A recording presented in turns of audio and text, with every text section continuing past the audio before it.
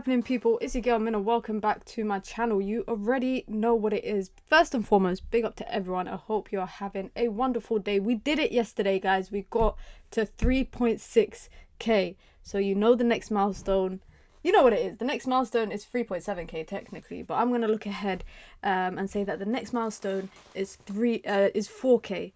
Big up to everyone. You guys know what it is. Be sure to hit the like button. Be sure to subscribe. Doing the daily stream a bit earlier today, 3 p.m. here in the UK. So I hope you guys don't mind, because we got a little bit to talk about ahead of tomorrow's fixture against Newcastle. Let me just put my laptop in the charger before it actually dies on me during the stream. But we got a little bit to talk about ahead of tomorrow's game against Newcastle. The first departure announced for Manchester United in Raphael Varane. So we're going to talk about that, because I'm not going to lie, I'm a bit upset about that. I'm a bit upset. Bruno Casemiro links to Saudi. Bruno actually has links to other European clubs, including Inter Milan and Bayern Munich. So we're going to talk about that as well. And we're going to talk about the newest news surrounding Thomas Frank and potentially him leading the race for the next position as Manchester United manager. I'm not too sure. I'm not too sure about that. I can't lie. I'm a bit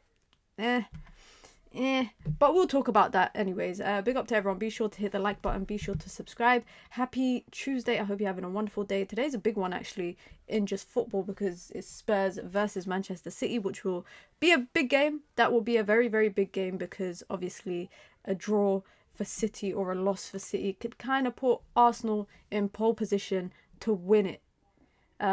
So that would be interesting. That would be really interesting. Let me know who you lot are supporting today. Are you leaning towards Spurs? Are you leaning towards City? Do you want it to go to the final day? Do you want City to win it? Do you want Arsenal to win it?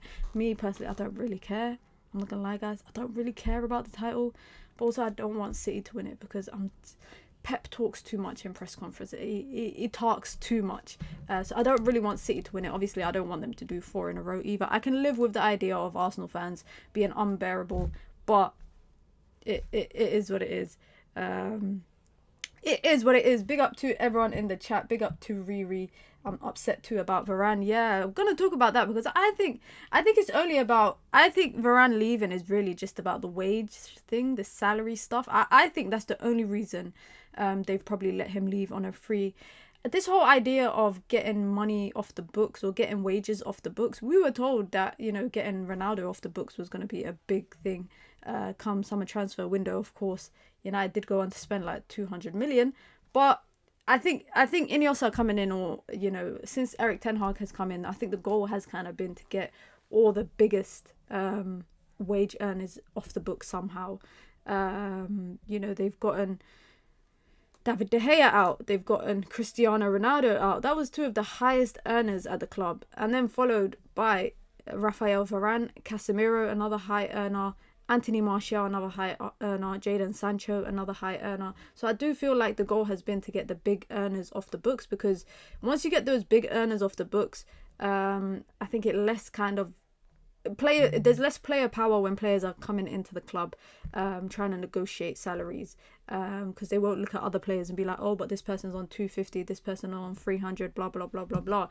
Now, financially, from an FFP perspective, I was reading, I was doing a bit of research, and from an FFP perspective, it would have made sense for Manchester United to keep Raphael Varane on a lower salary than to keep Victor Lindelof for another year, which is what they've essentially gone for. Now, Raphael Varane, I don't think was going to accept a lower salary, but I personally think Raphael Varane can still play at a high level. Like those 20-ish games that he gave us last season with Lisandro Martinez, Diogo Dalot, Luke Shaw, we were the best. We had the best back line in the league. That I will never forget. I will never forget his unveiling at Old Trafford. Just that day as well, because that was the day that United, when Ronaldo played, Pogba had what, 4 assists? I think it was 5 assists. I can't even remember. But that was just a wonderful game. Just that whole day, I thought, that's the day I thought United turned a corner. I thought, this is it. United have turned a corner. We've got Raphael Varane in. We got Jadon Sancho in. We got Cristiano Ronaldo in. We had Bruno Fernandes, Paul Pogba, Marcus Rashford. We had Cavani. We had Martial. That day, honestly, I thought United had turned a corner. obviously Raphael Varane came in, had his little injury problems here and there, retired from international football whilst he was at Manchester United, just because of the level of games or the number of games that Manchester United were playing. So it's very unfortunate that he decided to do that. But I still think Raphael Varane has it in him to still play at high level, at European high level football. I don't see him like his Real Madrid counterpart Casemiro heading to Saudi. I don't see it. He did say that if he was to stay in Europe, I think he said this last year, he said if he stays in Europe and it's not Lens, it's not Real Madrid, and it's not Manchester United, he's not going to play anywhere else. So maybe he might leave. Maybe he might go to Saudi. Maybe he might go to America. But I still think that, you know, from a leadership perspective and the qualities that he has as a leader and as a true professional, it would be nice to have him, you know, have players as a understudy. You know, whether United end up with Tosin Adarabioyo, whether they end up with Todibo, whether they end up with Branthwaite, Lukeba, whoever it is that United end up with, I would have liked for Raphael Varane to be the player that they can that he can take them under his wing, just from a professional standpoint. Personally, that's just my opinion. I think he's been a true professional throughout the entire season, especially when, you know, there was talk about him and Erik ten Hag having issues. He's been a true professional, continued to be a true professional, and the only thing that has let him down is his body. Like, that's it. His body let him down. The injuries let him down. And when he was fit, listen, this season, I will not forget that Anfield performance.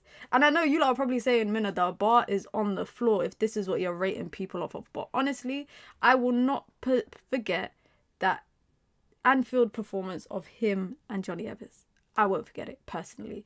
And I'm not going to lie, guys.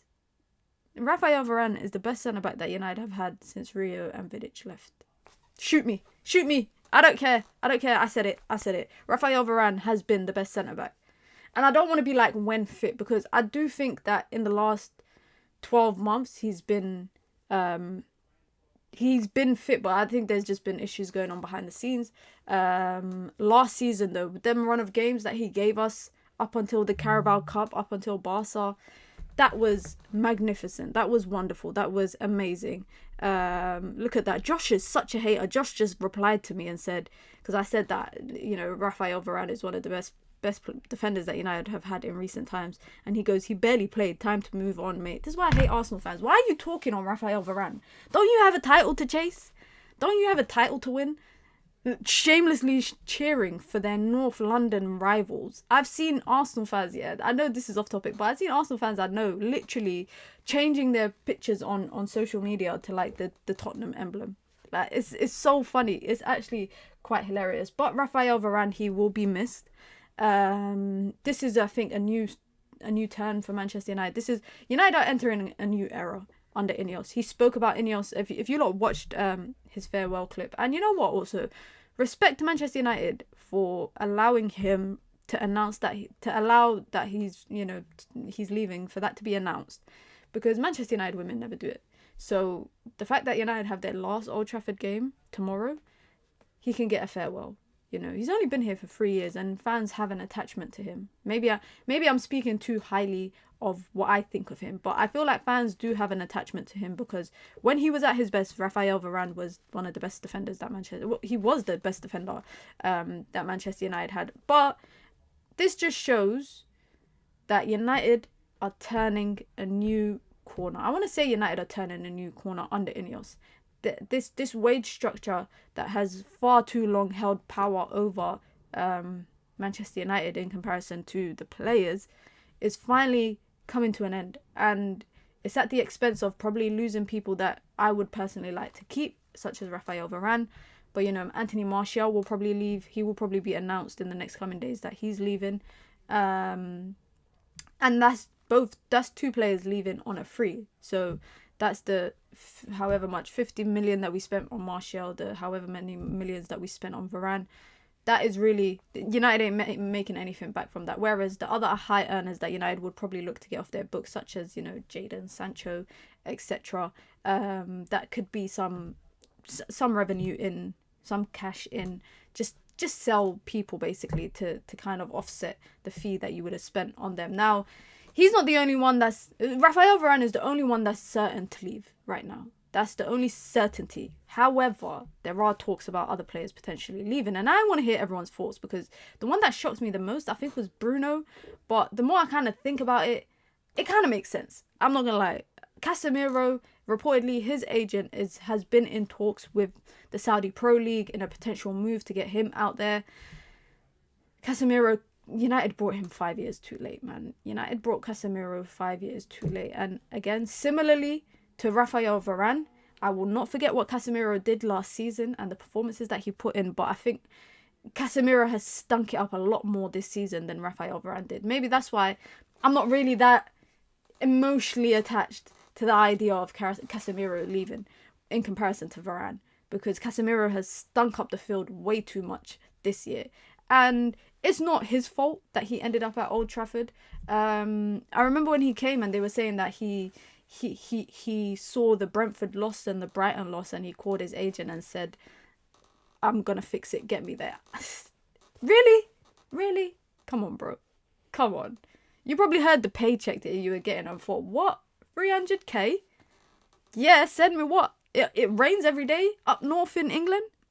I'll firm it. Wallahi, guys, if that was me, yeah, I swear to God, if that was me, and I'm getting 300k a week, all I have to do is live in a rainy city in comparison to living in Madrid. I'll take it. I'll firm the L. I'll firm the L. Casemiro, I understand his departure because the fall off has been quite significant. United ain't gonna recoup the 70 million they spent on him. They might be able to get, I don't think Saudi will allow themselves to be fleeced for Casemiro. Casemiro ain't a name. He's not a name brand in the Middle East. Especially maybe he is because of his connection to Real Madrid, and Real Madrid is huge in the Middle East, guys. In the Arab world, Real Madrid is huge. So I understand, they might think 40 million might be reasonable, but I don't think the Saudi League will allow themselves to be fleeced by United the same way that United were fleeced by Real Madrid. Now, if that was Mohamed Salah, that's a completely different conversation, which is why I think Mohamed Salah might also move to the Saudi League this summer as well. But Casemiro to Saudi, that is, in my opinion, a no-brainer. Bruno, however, I'm really 50-50 about it. A part of me is like, I don't think Bruno's at a Saudi stage. I don't think he's at a stage in his career where he needs to go to Saudi. And there has been reports, because I want to actually get the quote exactly right. It's from Samuel Luckhurst as well. And he says, Manchester United players have doubts that Bruno Fernandes will remain at the club next season. Fernandes is believed to be receptive to leaving Manchester United amid the possibility that the club could fail to qualify for European competition for the first time in 10 years. So this is no Conference League, this is no Europa League, this is no Champions League. Bayern Munich and Inter Milan are understood to be interested. So that's two confirmed teams in Europe that are interested in him. Now, the only way Bruno going to Bayern Munich makes sense to me is if Musiala is leaving, which he has been, Musiala has been linked to potentially leaving because he ain't signed a new contract. I think he'll be a free agent next year. If Manchester City get Jamal Musiala, guys, I think I might come on stream and cry. I actually might come on stream and cry. I hope he goes anywhere but there. Inter Milan as well, of interest for him. I personally think anything more than 70 million for Bruno is a reasonable fee. I still think Bruno can play a high. I think he can play in a high in the high league. In the Euro. I think he's got European talent in him. He's got the ability to play at top flight European football. Now, the only way this kind of makes sense to me is if Manchester United are intending to A, move Mason Mount to that 10, or B, sign a 10. It's one or the other. That's the only way I see this making sense, because there's no way Manchester United will get rid of their most creative outlet in midfield without having a B and C or D, E, F, G plans lined up for it. Now, I'm not gonna lie, I did say this a lot of times. I said it's either gonna be Bruno or Rashford that leaves.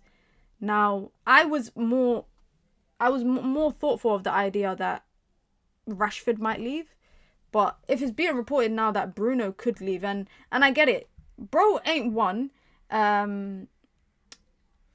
bro ain't won anything in top flight football. I need to double check before I start making outlandish statements, yeah? But bro ain't really won nothing except for the Carabao. He's won a few little honours with Sporting, of course. I don't want to say little honours because it is the Portuguese equivalent of the Carabao and the FA Cup. It's the equivalent. But he ain't won a league. He ain't won a league title. He's got two runners-up medals with Manchester United from the Europa League and the FA Cup. Might be a third one as well this season. And then he's got, obviously, the Carabao Cup. Bruno ain't really won nothing at top flight football. And I think he really needs to win something. Varane leaving pretty much confirms Erik ten Hag is staying. Do you think that? Do you guys actually think that Varane... I don't think so. I think Varane was going to leave regardless of whether Erik ten Hag was staying or not. I think the wages thing is a big thing. Getting him off the wages is probably the biggest part for Manchester United, regardless of if it's Thomas Frank, if it's Southgate, if it's flipping Potter, or if it's Erik ten Hag. I think the finances has messed up his opportunity. And to be honest, he was offered a new contract apparently, but he couldn't agree terms. I think he didn't want a pay cut. And why would you? I don't know. How do you lot feel about that? Do you think Raphael Varane should have took a pay cut? Because he was on 350k a week. I think that's including his bonuses. If they said to him, you can stay but at 100k, do you think he would have stayed? Do you guys actually think he would have stayed if they said 100k a week? He wouldn't. I don't think he would have stayed for that. Maybe if they said 200k, but I can't imagine what they did because, last season, I'm not saying this is the same, but last season they put an offer on the table for David De Gea and then they yeeted it back. They yeeted it back off the table and said, actually, you know what? We take it back. So you just never know. Big up to Riri says, Mina, could it be a situation like Martial where he's playing in a nagging injury because he didn't go to his own doctor? It could be, but Raphael Varane has always had issues. It makes good business sense. Let me read this comment. It makes good business sense to sell Bruno this year, as next year we become desperate to sell and he goes for peanuts. Maybe this is the plan to bring Mount in. That could actually be the case. Big up to Colin says, hi Mina, want to talk about the club's end of season awards dinner cancellation and the rumours about Bruno's transfer. And yeah, Varane has been nice. Hope he'll play in the finals. I hope he plays too. I hope he'll play in the finals. As for the cancellation of the awards dinner, so from my understanding, they haven't cancelled the entire awards. They've just cancelled the event that they have because they don't want any distractions before the FA Cup final for the men's. But I think that actually sets a bad precedent because, you could host it after the FA Cup final. Who says you can't host it on the Monday and then let everybody depart for that? But I understand it's a club-wide thing, so it's the academy, the women's team, etc. The women won a trophy, as you lot can tell from the background of my stream. The women's won their first ever top flight trophy. Both academies, boys and girls, have won one or multiple trophies this season in different age ranges, from the under 18s to the under 21s. So why are you cancelling why are you cancelling the awards dinner? Just don't award the men's. Just don't do that. I don't know. I feel like it just sets a bad precedent. I think it sets a bad precedent to be like, it's the men's team here and then everybody else below, regardless of what you guys achieve. Big up to Football Power Hour. Big up, bro. I hope you are doing well. Mina, do you think No Europe might actually help us spend better? Younger, proactive, well-scouted signings. The thing is I think it will allow us to spend better. However, I'm thinking, how can you attract... you really have to sell a project to players to kind of attract them. When you've got nothing to offer, you ain't got European football. You're trying to move away from this idea of overpaying players and giving them big wages or big salaries. So what other selling points are there for Manchester United right now that can really attract young talents in Europe? Because Sir Jim Ratcliffe said it himself. He said, the plan is not to sign Mbappe, but to sign the next Mbappe, to sign the next young and up and coming talents, right?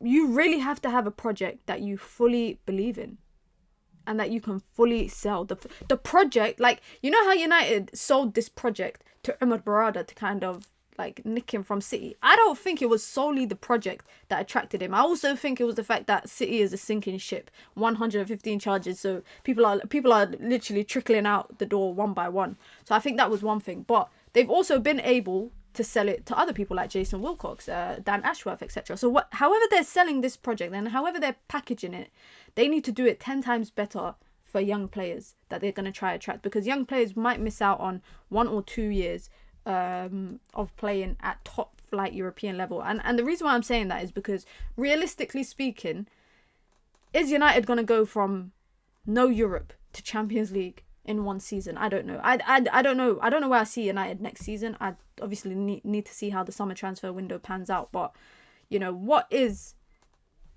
Man U? So that's the selling point.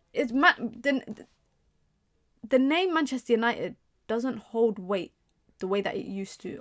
I think, anyways, in the last 10 years, United has been a shit show. It's been a clown festival. So that name doesn't hold any weight now. Now, of course, if a lot of younger players, when we speak about the young, well-scouted signings, they've probably grown up in the eras that Manchester United was dominating. You know, I'm talking about people who are 21, 22, 23. You grew up in the era that Manchester United were probably dominated. Sir Alex Ferguson were dominated. So that itself is a selling point, the history of the club. But I don't think we can say, oh, we are Manchester. Do you think we could just go to a player and be like, you think we could go to Lamine Yamal and just be like, we're Manchester United? Why wouldn't you want to sign for us? There has to be more than that. There has to be more than that. Like, United has been run poorly across the last decade or so. There's so much undoing of bad work that Ineos will have to do that a lot of players we might miss out on. You know, the last time we attracted talents, it was Pogba, it was Ibrahimovic, etc. But that was different because United were still paying big money for these players. United were willing to go out and dash cash at them, splash cash on them, whatever you want to call it. They were willing to give them big wages, big salaries. And Jose Mourinho was the face of the project. Right now, we don't really have a face of the project. We don't know if it's going to be Ten Hag. We don't know if it's going to be Thomas Frank. We don't know if it's going to be Graham Potter. We don't know if it's going to be flipping Gareth Southgate. We really do not know who the face of the project is going to be. So there's a lot of uncertainty surrounding Manchester United right now, which might make it difficult to bring in players. We said to Jude, we're Man United, and he said, yeah, cool, I'm going to Oxford.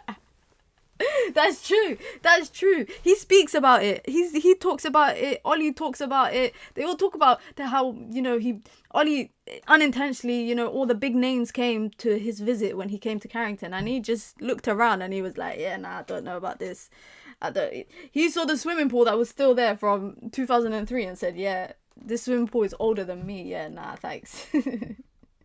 Trickling out the door the same way the water leaves the stadium. The only selling point will be to have world-class plumber present. You lot are taking the piss out of this trophy this water stuff.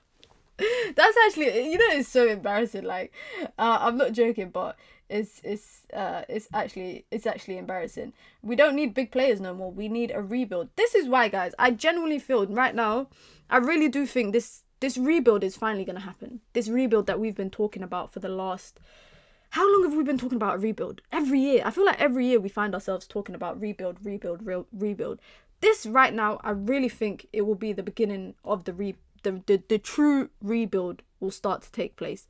And a part of me is a bit excited for the transfer philosophy that Manchester United might undertake in the summer. I'm a bit curious as well to see how United navigate the summer transfer window. Are they going to go for like one big name and a bunch of other like young and upcoming players that are proven talents in whatever leagues they're playing in? Are they going to go for, you know, the South American systems where they target over there as well? I really want to know how United are going to navigate this summer transfer window, because the most difficult thing for me to kind of understand how they'll navigate it is this manager situation needs to be sorted out ASAP. Like, I'm talking next day after FA Cup. We need to know, is Erik Ten Hag staying or is Erik Ten Hag leaving? And if Erik Ten Hag is staying, then we need to know what the plan is going forward. And And I'll be honest, guys. If they turn around and say Erik ten Hag's the guy, we're gonna back him. We're gonna give him the opportunity. We're gonna give him the environment to succeed in, etc. I'll be like, okay, cool. I'll get behind it. I'll be honest. I'll be 100%, guys. I'll completely get behind it. And if they say he's not the guy and this is the manager that we're gonna go for, anyone but Southgate, I'll get behind. Anyone but Southgate, I will truly get behind. Now, speaking about the I don't want to say manager rumors. Do you want to say that? Before we get to the Erik ten Hag press conference, because of course he had a press conference today ahead of tomorrow's game, which I don't really care for. I don't really care about the... Well, I don't really care about the the tomorrow's game. I was about to say Champions League. I'm so flipping delusional to even think that it's a Champions League game tomorrow. But I actually don't care. What's the pace on that card minute? 99 everything. 99 pace, 99 shooting, 99 passing, 99 dribbling, 99 physical, 99 defending. Everything, 99. I got no shame. I got no shame whatsoever. He's probably going to stay because they can't afford to cut him because they need a project manager for the roof.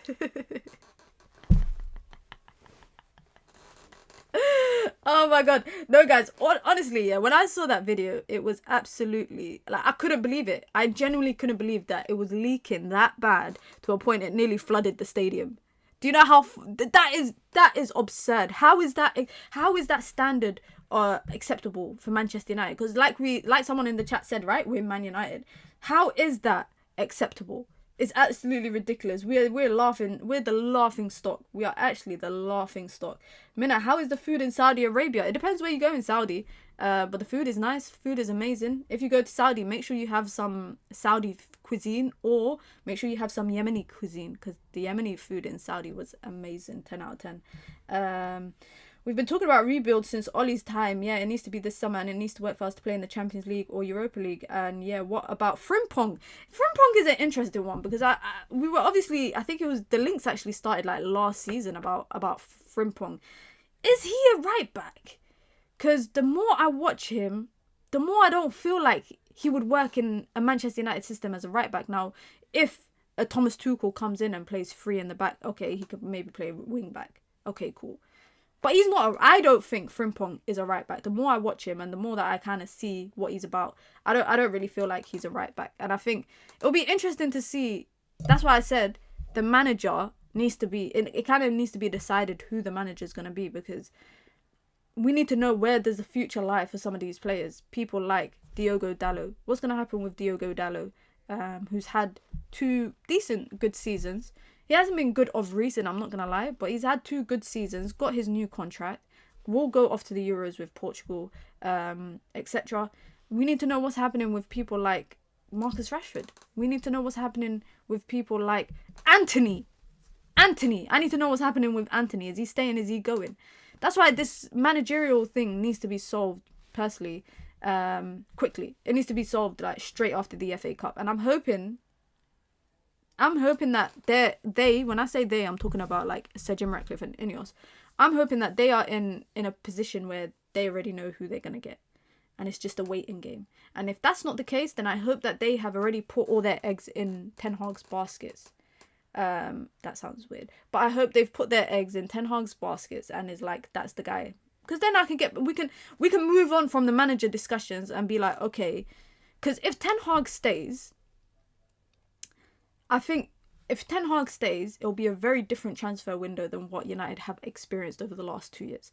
Because I don't think he's going to have much say in it. I think he's going to have some say, but barely any, basically.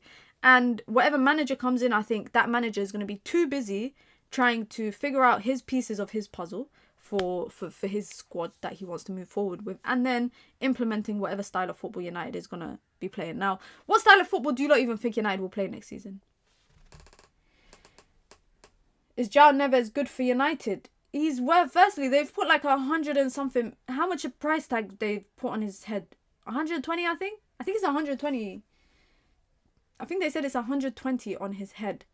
I don't see, if Sir Jim Ratcliffe is truly a man of his word, and he's come out and done interviews talking about transfers and big fees and all of this stuff, And if we are really meant to buy into this idea of Umar Barada being CEO because of his negotiation skills and all of that stuff, United aren't going to go out and be spending 100 million here on one player, 100 million here on this player, blah blah blah. They're not gonna be doing that. They're gonna hopefully, because look at Branthwaite, for example. The idea of Branthwaite, I'm not really for it. I'm not gonna lie, I'm not really for the idea of Branthwaite. I like him, but I don't know what this. People are deeming him to be the next big thing in England. I think he's good, but I think he's still young. I think he's still got a few raw attributes, but I still think he is good. Is he 90 million good like Everton want? No, I don't think he's 90 million good. But also because I don't think paying that much for a defender, if it's not a Van Dijk at his peak, and it's not like Saliba this season. Like Saliba is a player I could be like, 90 million is reasonable for him. I'm not gonna lie. I think Saliba would be worth 90 million if Arsenal were to sell him, maybe even more than that. But other than that, I don't think there's anybody there in the Premier League right now that I'm like, yeah, 90 million is reasonable. Definitely not Everton and Branthwaite. So I'm kind of leaning away from that. Todibo, 40 million, okay, understandable. But I don't see Manchester United and Sir Jim Ratcliffe going out and paying 100 million on multiple different players or high valued transfer fees on multiple different players, because that just goes against everything he's said in his interviews leading up to him taking over the club. Ten Hag will have lesser influence on transfers. I think so too. I think he will have less influence as well. Sorry, Sheikh Minshawi, what was your comment? Sorry, let me try to find his comment. Sorry, the chat was moving a bit too fast, so I wasn't really able to see it. If you could put the comment again in the chat. I can't find the comment. He asked the question in the chat, he said. But I cannot find the comment. If you can find Sheikh Minshawi, if you can comment it again, I'll answer it. If that's alright. Yeah, I can't find it. I would take Thomas Frank even just to settle us down and build a real team shape. Now this is what it is the talking about Thomas Frank. It was suggested that United are looking for someone to settle the team and a coach, someone to coach the team. So my idea that what they're trying to build, and this is just my assumption, is they're trying to build a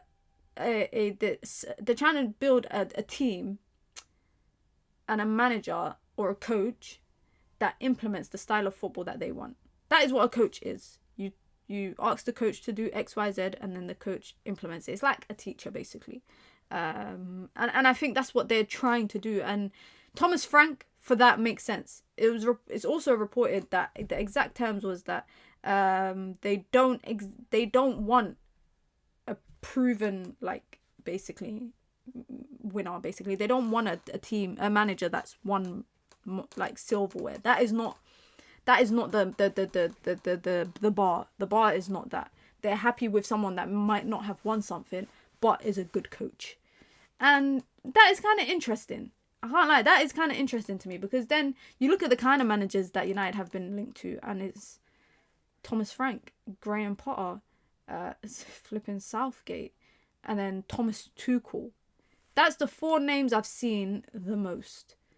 I think Thomas Tuchel might end up staying at Bayern Munich. Everyone left, right and centre is rejecting Bayern Munich all over the place. They've been rejected, I think, by like 4 different people. I think they've been rejected by like 5 or 4 different people so far. Including Ragnick, including Nagelsmann, the same guy that they sacked. Including, what's his name? The guy at Palace, Glasner, just recently declined them as well. So it looks like Thomas Tuchel could potentially stay at Bayern Munich, even though he said of recent that he's gonna leave. I think it was the recent press conference he did where he said that they've already agreed that he's leaving. But if they can't find anyone, they might be forced to keep him, and then that kind of narrows down the selection for Manchester United, because then Man United really just have Graham Potter, Thomas Tuchel. I'm not buying into the Southgate stuff, so for me it'll just be between them two. And I think they might look at it and be like, you know what, between these two and Erik ten Hag, we might be better off staying with Erik ten Hag. I think that might be the thought process that they go down. Big up to Jamie says, I'd rather have Tuchel, but if a backup manager would have to take Frank or Conte, keep Conte away from my club. Keep Conte away from Manchester United. Sorry, I can't do that. Mina, I was just curious, why would you back this tactically inept coach? That's a harsh way to describe him.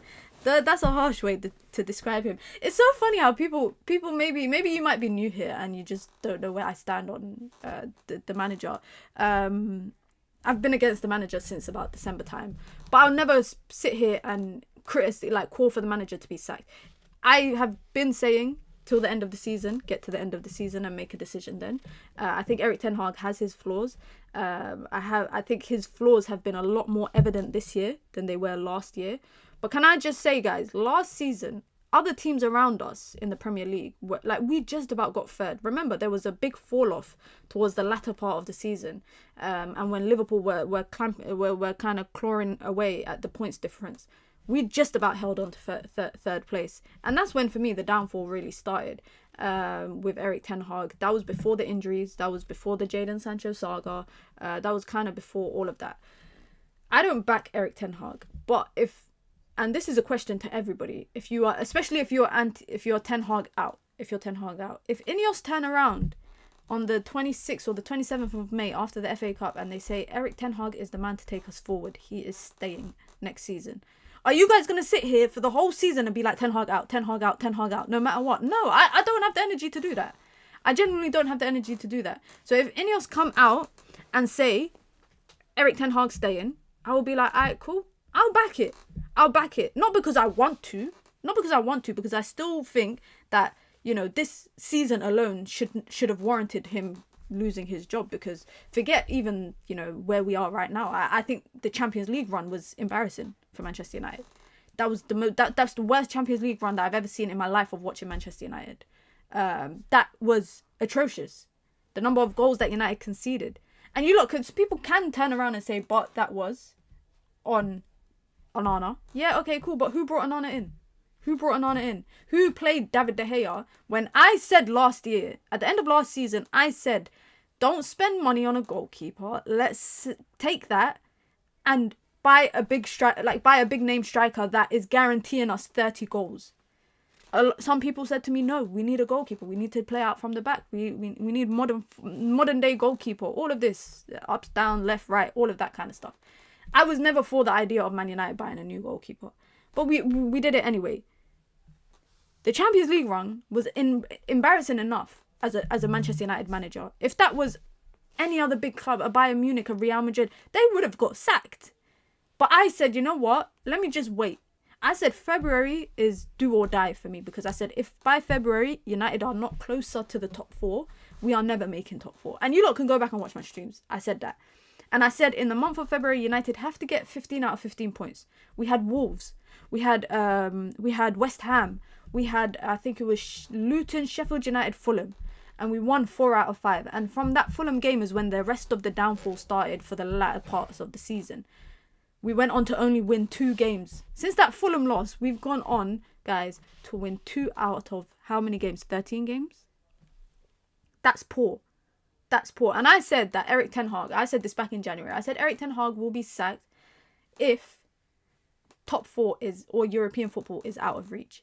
But they were never going to make a decision before they got to that point of the season, because Ineos themselves had only come in officially in February. They're not going to come in and shake things up completely.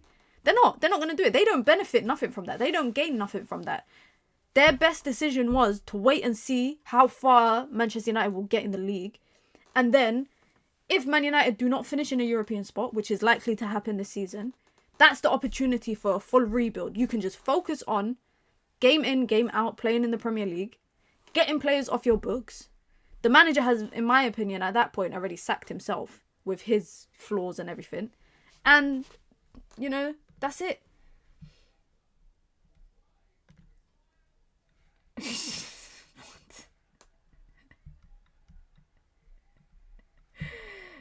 If Ineos make that decision, my faith in Ineos is gone. I'll be Ineos out as well as Erik ten Hag out. Show is taken no prisoners. Damn. Increasingly looks like Southgate talk was fear-mongering to have fans settle for Erik Ten Hag. Can I just say also, I feel like Erik Ten Hag's camp has been putting out these stories about the links to the Ajax job, the Bayern Munich job, etc. I do think he probably wants it cleared up. I'm sure he wants this situation cleared up. Nobody wants to be going to work every day not knowing if it's their last day at work or not. No, nobody wants that. Whether you're a manager, whether you work in Tesco, whatever that stuff, whatever. You don't want to live like that. So I do understand that. But for me personally, Erik Ten Hag shouldn't have been here that long after what this season has been. Like, and there's, someone said to me one day, they said, Mina, you always talk about, how bad, Erik Ten Hag has been this season and just the season in general. But what if he turns it around next year? Okay, what if he does turn it around next season? But what if he doesn't? What if he doesn't? What if it just gets worse? Because I think the biggest flaws in this season, the injuries are part of it. The injuries are part of the problem, but I think the biggest flaws occur tactically. That is where the flaws lie when it comes to me talking about the manager. When I speak about the manager, I'm not speaking about injuries because I don't think he can control that. He doesn't have a magic wand where he has control of who's fit and who's not fit. Maybe there's stuff happening in training sessions, etc., but I'm not going to speculate that. However, when I do criticize the manager, my biggest criticisms stem from the tactical decisions he makes. And one of them, that is the standout one for me, is the midfield vacancy. I'm calling it a vacancy because there's nobody working there. There's no one operating there. It's so bad, and it's been there. It's been there throughout the entire season. It was there at the latter stages of last season. And I always say this, and this is not applicable to Ten Hag, but any manager that wants to have a philosophy and build a system, if your system solely focuses on two specific players, that is a flawed system. That is a very, very flawed system. A system, in particular, when you come to talking about football, I feel like football systems that managers try to implement, you should be able to take any player and get that player. If they are a professional footballer at the highest standard of football, at the highest level of football, you should be able to take them and put them into your system and they should be able to play it. Because systems are essentially instructions. It's well-drilled instructions that you just follow, game in, game out. There's no room for maneuver. It's a very rigid kind of system. I hate saying the word system so much, but it's a rigid system. There's no room for change. There's no room for creativity. Ancelotti, to me, doesn't have a system. Ancelotti does not have a system because he's a very good coach at implementing his style of football, allowing also, he says it himself, he allows players to play creatively and make their own decisions. And me and Marcel were talking about this on stream, and that's why I said the comparisons of Ten Hag and Ancelotti, for me, is not there, because I don't think Ten Hag allows his players to have the creative decision making that Ancelotti might do. Ancelotti steps back half the time and says, you know what, we go down in Champions League, they'll figure it out. He just stands there on the touchline. He might say one or two stuff, but his system is drilled into their head that they know what they should be doing. And that's why that is for me the biggest red flag when it comes to Erik Ten Hag's system, is the fact that he heavily relies on Lisandro Martinez and he heavily relies on a player such as Frankie de Jong. So much emphasis was placed on a player like Frankie de Jong and signing him. And for me, it's like, if you need those two players to play the style of football you want, then clearly your system is flawed. And that's not a good system, because the second you lose one of those players to injuries, which, let's face it, it's happened so many times, you will just point right in that direction and say, that player isn't available, I can't play the way that I want to play. And I don't think that's good enough. Big up to Julian in the chat, says, Mina, the red flag started to show last season. I've been pointing it out for so long. I'm tired. I've been called toxic, not a fan, and so on, just for trying to speak facts. I've seen it. The thing is like, I always welcome different opinions, and I enjoy this community here because everybody's got different opinions. There's people that are very pro Ten Hag. There are people who are very anti Ten Hag. There are people in the middle of it. There are some people that have just mentally tapped out. And yeah, I get that. I get that. Hold on, Marcel compared Ten Hag to Ancelotti. Now, he compared their philosophies and said that they have similar philosophies of football where they allow, their school of thought when it comes to the philosophy that they have is to allow players to make the decisions for themselves without really telling them what to do. And I said I don't think Ten Hag's system is like that. I don't think it's like that. Amount of times we score, then they score 5 minutes after is insane. I think this is probably I'm sure this has to be the most in a season where Manchester United have conceded 3 or more goals in multiple games. I can think of, how many games can you lot think of that we've conceded 3 or more goals? Let's go have a look at it. You know what? I didn't want to do this, but let me go have a look at it. Crystal Palace, most recently. I remember Newcastle in the Carabao Cup. I remember, and this is just off the top of my head, guys. Obviously, Bayern Munich, Galatasaray, Copenhagen, that. Arsenal, we conceded 3 goals. City, we conceded 3 goals. Chelsea, we conceded 4 goals.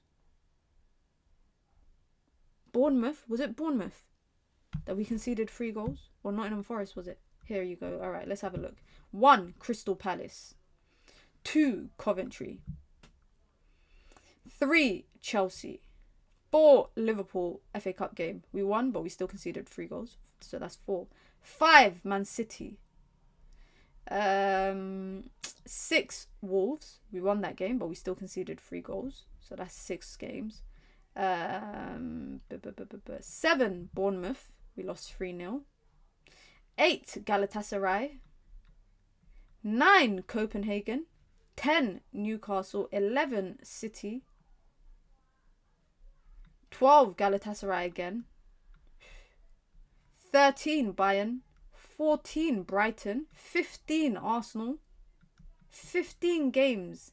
Manchester United have conceded 3 or more goals. 15! Guys, that's like, I'm trying to do the maths, but that must be like 20% of the games this season.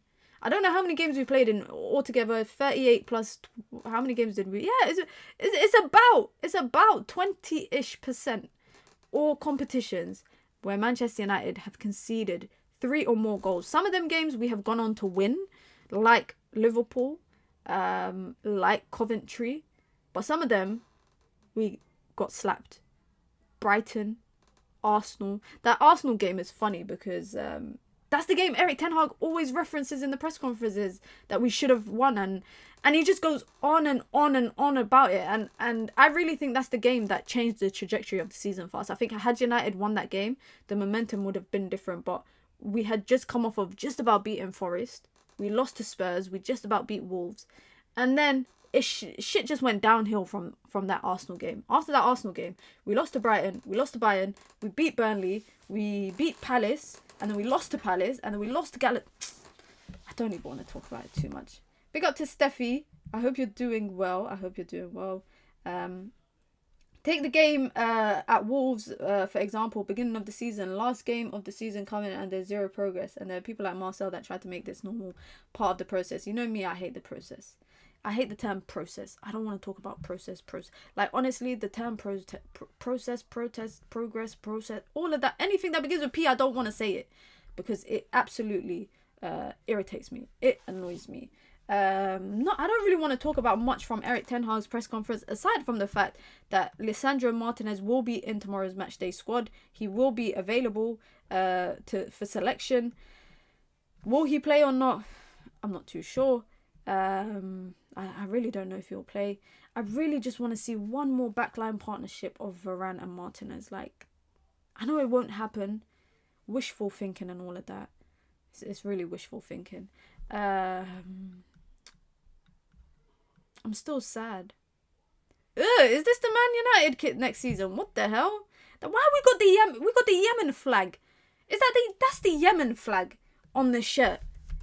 And I know you lot are gonna say that's Man United's colours, but that is literally the Yemeni flag. I will wear that. Shout out to all the Yemenis. I will absolutely wear that. I will absolutely wear that. If Amad Diallo doesn't start, I'm done with this guy. I don't know if Amad Diallo will start.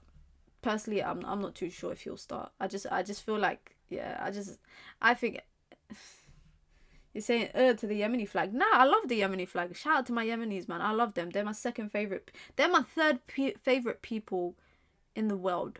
No, they're my second. Yemeni people are my second favorite nationality in the world, I would say, after my own. Yeah, shout out to my Yemenis, man. Shout out to my Yemenis.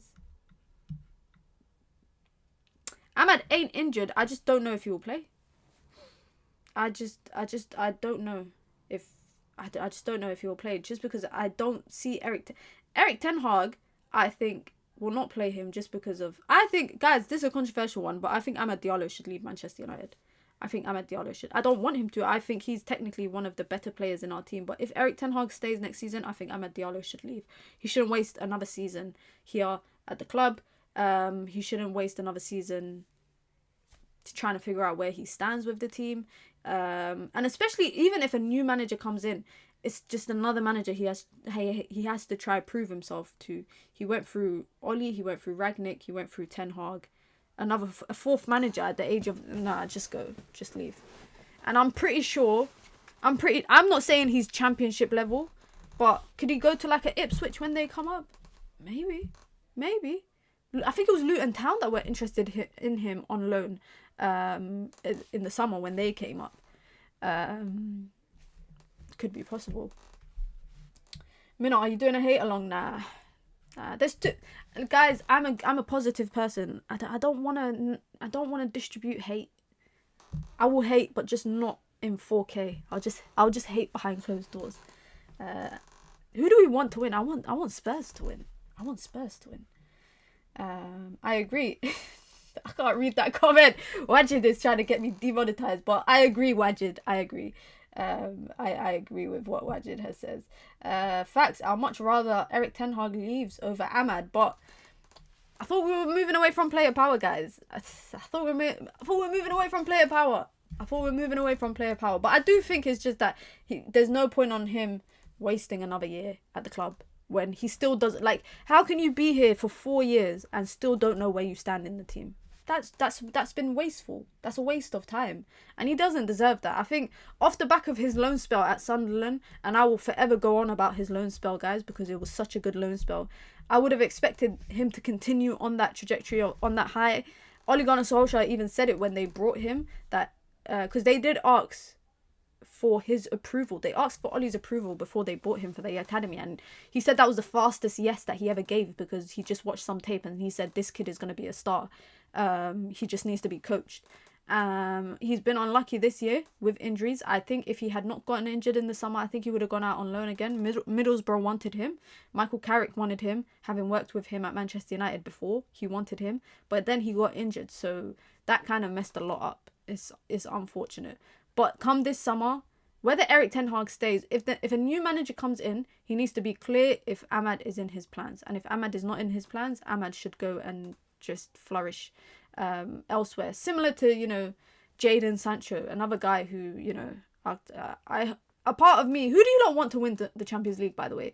A part of me, I want Sancho to win it, but I want Bellingham to win it because I want Bellingham to win the Ballon d'Or. English player ain't won the Ballon d'Or since Owen. A player in the Premier League hasn't won it since Ronaldo at United. So I want Bellingham to win, but then I want Sancho to win the Champions League. I'm in two worlds about it. I want Sancho to win because I just think it would be a great way to just cap off of what's been a difficult journey for him of recent. But I want Bellingham to win. I like Rudiger as well. I like Rudiger. You want Sancho to win over Royce? I have no attachment to Marco Royce. I'm not gonna lie. He is leaving Dortmund, and it will be a nice way for him to leave. But my attachment is to Jadon Sancho. my attachment is to Jadon Sancho. And I think, I'm not gonna lie, guys. If they win, if Real Madrid win it, I think Jude will have a shout for Ballon d'Or.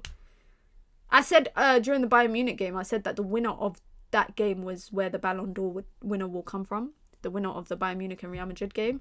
So I think if Jude wins the Champions League and England get far in the Euros, Yeah, I think he'll win it. Vinicius and Jude, who deserves it? Vinicius has been brilliant this season, but I know Vinicius has been brilliant. I think he's been brilliant, and I think it's because of specifically his run of games over the knockout stages. He's not scoring like 50 goals, etc. But for me, it's just like it's because it's Jude's first season in Madrid. Have you seen the way? I know you don't get a Ballon d'Or yet for speaking a language, but did you guys see how fluent he is in speaking Spanish? Jude is speaking, bro. I've been trying to learn Arabic for the past 5 years and I can't. This guy been in Spain for less than 12 months and he's speaking fluent Spanish. Nah, come on. He deserves some accolades, but yeah. If Jude wins it, if Vinicius wins it, I won't be upset. Like, I wouldn't mind if either of them win it. But I'm just torn about Sancho and Jude. Who do I want to win it more? I think it'll come down to who goes further in the Copa versus Euros. That could be too. I will be very shocked if Mbappe wins it. If Mbappe wins the Ballon d'Or, if France win the Euros, does Mbappe still deserve a shot to win it? I don't think so.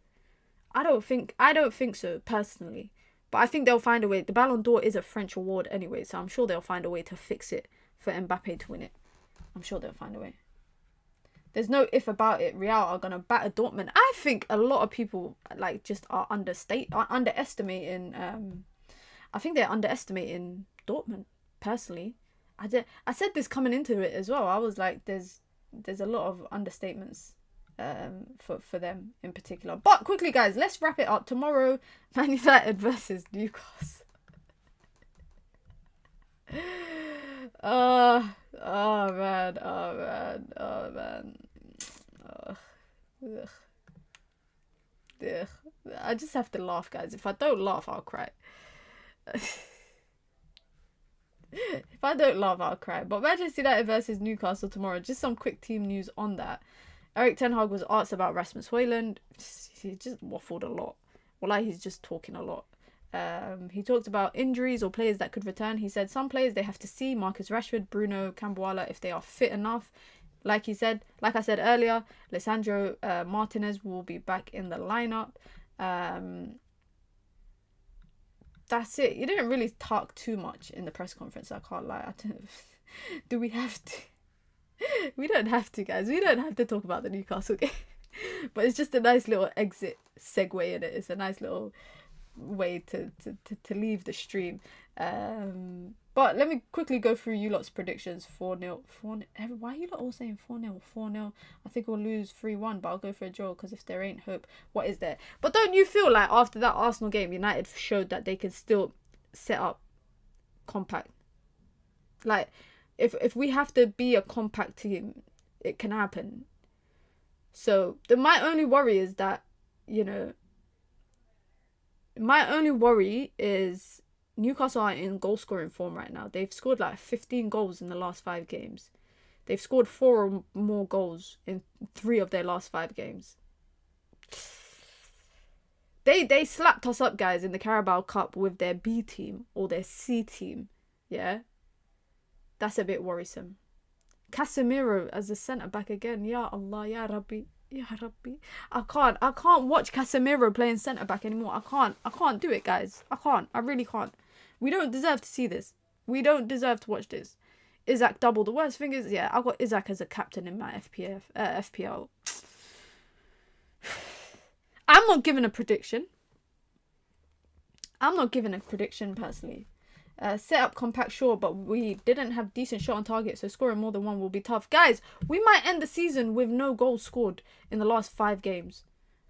Hold on. Wait a minute. Yeah, okay. We might end the season with no goals scored in the last 4 games of the Premier League. 5 if we count FA Cup and we don't score. We scored 1 goal against Burnley on the 27th of April and we haven't scored since. We might be 1 month since. It might be 1 month since the last time Manchester United scored a goal. And I genuinely don't know, by the way, where the goals are going to come from. I genuinely cannot tell you where the goals are going to come from. I'm hoping the rain continues so they have to call it off.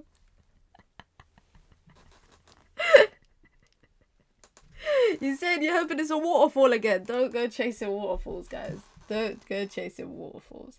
2-0 Isaac double.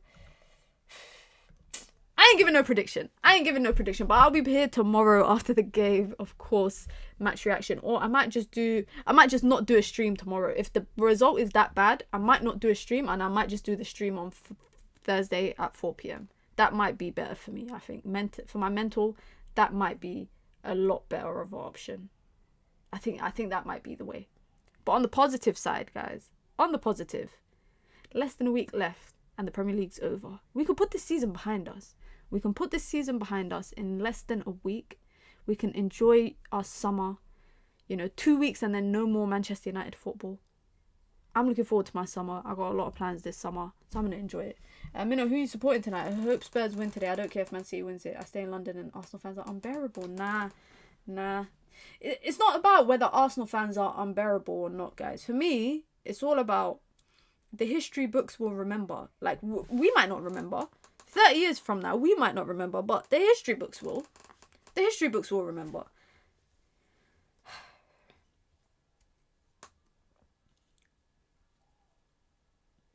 Yeah, the history books will remember. I don't care about Arsenal fans. I have friends who are Arsenal fans. They are annoying as hell, but I can deal with it. I can live with it. I can cope with it.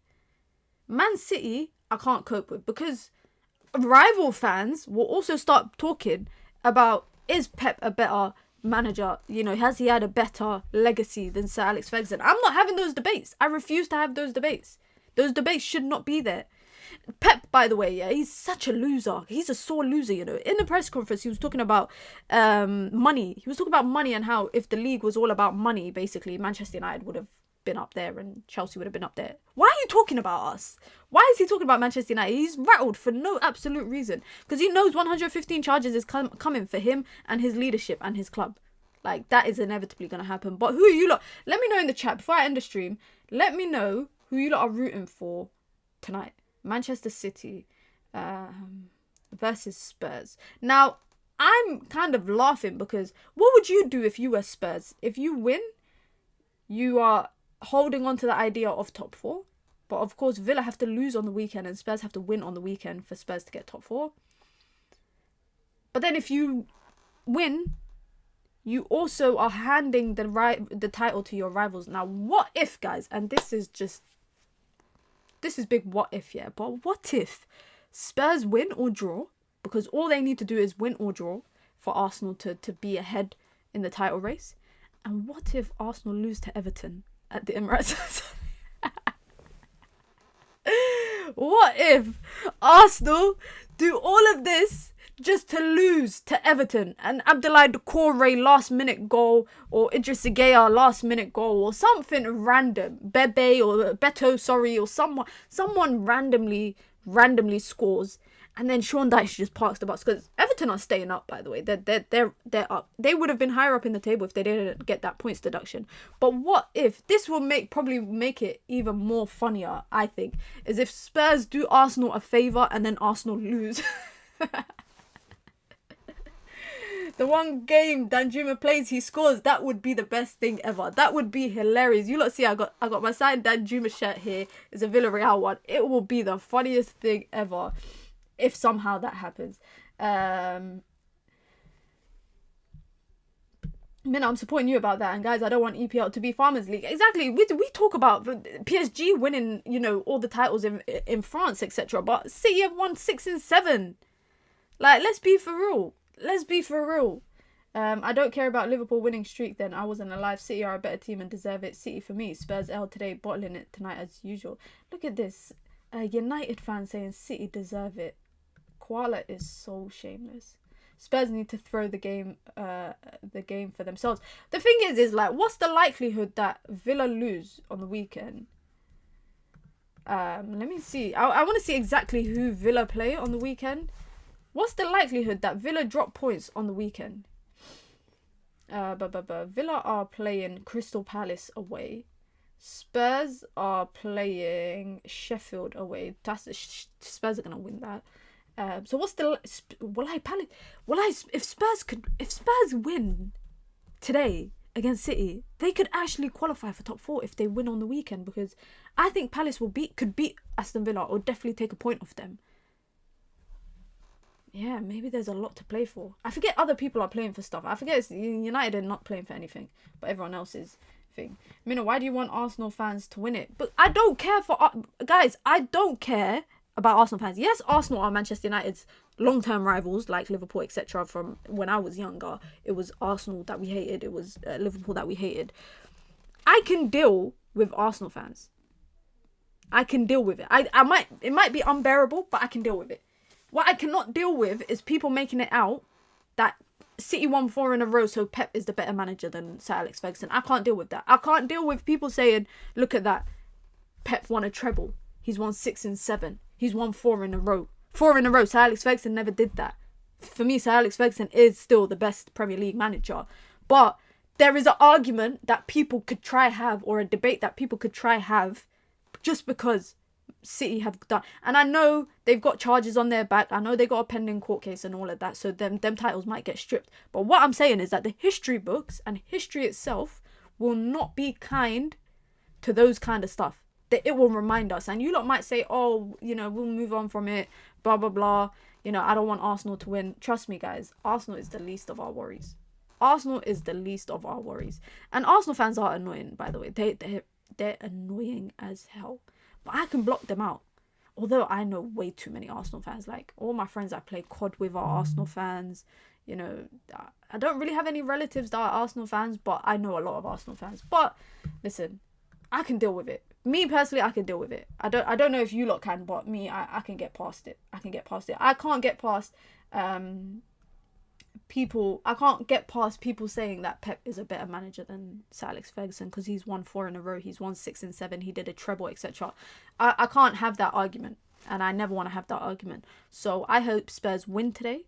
Furthermore, I hope Spurs win, and then I hope they lose on the weekend so they don't get top 4. How about that? And United, well, United just doing what United does, innit? You guys know what it is. I always forget when I'm enjoying the stream so much. I forget to plug stuff halfway through. But if you want to join the membership club, you can. It's the pinned comment in the chat. You get your badges, you get your emojis, you get your custom member content as well, and you get to support the growth of the channel, the ever-growing channel. As you can see, it's the road to 4K. Hopefully we get to 4K by the end of the football season, the end of Champions League, all of that kind of stuff. You don't know what it is. If you haven't, be sure to hit the like button on your way out for the algorithm. It helps YouTube and all of that stuff. I will be back tomorrow, as always, 4 p.m. streams. You know where to find me. Do I even want to do a stream before the Newcastle game, man? I don't know. I'll think about that tomorrow, man. You don't know what it is. Be sure to hit the like button. Be sure to subscribe. I hope you all enjoy your day. Enjoy the game later on. Come on, Spurs, and all of that kind of stuff. I'm out, guys. Hit the like button on your way out. Peace.